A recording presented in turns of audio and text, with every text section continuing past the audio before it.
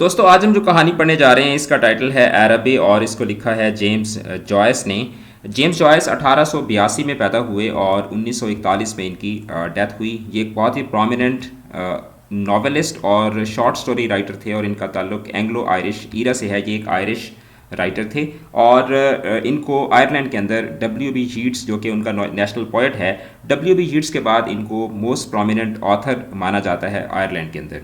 ये जो स्टोरी है ये बेसिकली फर्स्ट पर्सन नैरेटिव के अंदर लिखी गई है, यानी यहाँ पे राइटर जो है वो एक लड़के की कहानी बताता है कि उसको कैसे लड़कपन में एक लड़की से मोहब्बत हुई। अब इसके कैरेक्टर्स की अगर बात की जाए तो जो इसका पहला कैरेक्टर है वो द बॉय का कैरेक्टर है। इसका नाम हम नहीं जानते, इसका नाम कहीं पर भी मेंशन नहीं हुआ। The main character and the narrator of the story is this boy, जो कि अपने अंकल के साथ और अपनी आंटी के साथ रह रहा होता है। ये एक बहुत ही जज्बाती किस्म का और एक नॉन प्रैक्टिकल किस्म का लड़का है जो कि मैंगन नाम के एक लड़के की बहन से मोहब्बत करता होता है। इस कहानी का जो दूसरा किरदार है वो मैंगन का किरदार है, जो इस लड़के के साथ जो हमारी कहानी का सेंट्रल कैरेक्टर है उसके साथ वो गली में खेला करता है, यानी उसका ये प्लेमेट है। फिर उसके बाद जो तीसरा किरदार है वो मैंगन की बहन का किरदार है और उसके बाद इसमें अंकल एंड आंटी के दो कैरेक्टर्स हैं जो कि बहुत केयरिंग और बहुत लविंग हस्बैंड एंड वाइफ हैं। ये वो अंकल एंड आंटी होते हैं जिनके पास ये लड़का जो कहानी का सेंट्रल कैरेक्टर है इनके पास वो रह रहा होता है।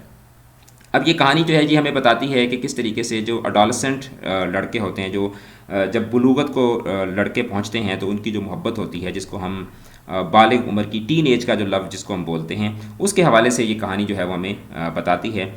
एक इमेच्योर किस्म का लड़का है, ठीक है, जो कि इस कहानी का नरेटर भी है, जो हमें अपनी कहानी बता रहा है। वो ये बताता है कि किस तरह से वो अपने अंकल और आंटी के साथ एक ब्लाइंड स्ट्रीट, एक तारीक गली में वो रहा करता था। He use to play with a friend, वो एक लड़के के साथ खेला करता था जिसका नाम मैंगन था।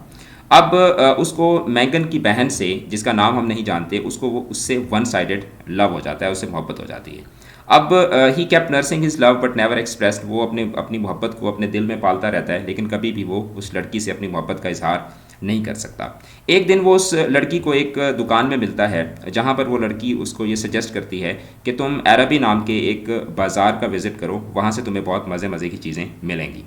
अब वो लड़का जो है वो उस लड़की से ये प्रॉमिस करता है कि मैं अरबी के बाज़ार में ज़रूर जाऊँगा और वहाँ से तुम्हारे लिए एक तोहफ़ा लेकर आऊँगा। अब वो अपने अंकल से जाके परमिशन मांगता है कि मैं अरबी बाज़ार में हफ्ते वाले दिन जाना चाहता हूँ, क्योंकि हफ्ते को जिस तरह हमारे यहाँ इतवार बाज़ार लगता है, जुमा बाज़ार लगता है, इस तरह से वहाँ पे हफ्ते को अरबी बाज़ार लगा करता था। अब हफ्ते वाले दिन उसका अंकल जो है, क्योंकि उसको अपने अंकल से पैसे लेने होते हैं बाज़ार जाने के लिए, तो उसका अंकल जो है वो काफ़ी लेट घर पहुँचता है। जब उसका अंकल आता है तो वो उसको एक थोड़े से पैसे देता है और उसको कहता है कि चलो जाओ तुम बाज़ार का चक्कर लगाओ। व्हेन ही वेंट टू बाज़ार, जब वो बाज़ार जाता है, most of the stalls were closed, तो ज़्यादातर जो स्टॉल्स थे वो उस वक्त बंद हो चुके थे। He wanted to buy a gift but he did not have enough money, वो एक तोहफ़ा ख़रीदना चाहता था अपनी महबूबा के लिए लेकिन उसके पास इतने पैसे नहीं थे कि वो एक तोहफ़ा जो था वो उसके लिए वो ख़रीद सके। थोड़ी देर के बाद ही लाइट्स ऑफ हो जाती हैं और बाज़ार जो है उसके जितने भी स्टॉल्स होते हैं उनको बंद कर दिया जाता है। वो लड़का जो है he return with feelings of pain and disillusionment, यानी उसका जो वहम है वो यहाँ पे टूटता है और उसको बहुत तकलीफ़ भी हो रही होती है क्योंकि वो अपनी महबूबा के लिए जो है वो किसी भी किस्म का कोई गिफ्ट ख़रीदे बगैर वो वापस आ जाता है, क्योंकि उसके पास इतने पैसे नहीं होते कि वो अपनी महबूबा के लिए गिफ्ट ख़रीद सकें।